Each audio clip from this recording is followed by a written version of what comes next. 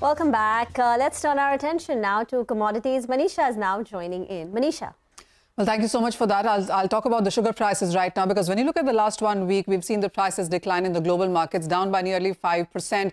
But for the year until now, we still are nearly 10% on the higher side. And this is the quantum that the sugar prices put in the previous year, in 2023, when we closed the year 10% on the higher side. We've seen those kind of gains already happen in the first couple of months of this year. Well, this is how the sugar price trajectory really has been. We started the year with 20.9 cents a pound. We did see a gain up to 24.46, but it has been profit-taking since then, and currently we're trading at 22.9. So at these current levels as well, we are at a multi-week highs into the markets. We are trading at around 10% higher from where we opened into this year, clearly off the kind of highs that we saw into the year. The decline has come in because of the couple of factors here. One, when you look at the Brazil sugar output, that is higher by 11% as compared to previous year. But remember, those dynamics can change at any point in time. The reason you have higher sugar production from Brazil is because the crude oil prices are stable around that $80 a barrel mark. We've seen the prices trade within that 76 to 84 on the higher side. But as I said, that could change if the crude prices stay above 85 for a longer time.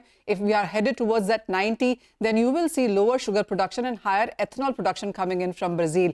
The other is the global consumption, which also is expected to rise on an year-on-year basis in this year. And much of that demand growth will come in from Indian markets, where the expectation is that you could be looking at a record 28.5 or even higher a million tons in sense of Indian demand for this year as well. So that would be supportive for sugar. Is the reason that you have India absolutely absent from sugar export as a market. You also have seen ethanol production or divergence being cut as well, because India needs more sugar into the country right now, and especially ahead of the election year as well.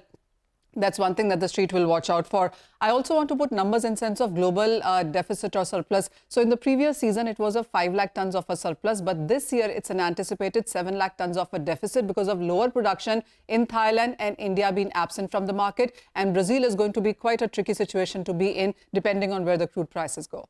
Manisha, thanks very much for that. So that's sugar in focus today. Well.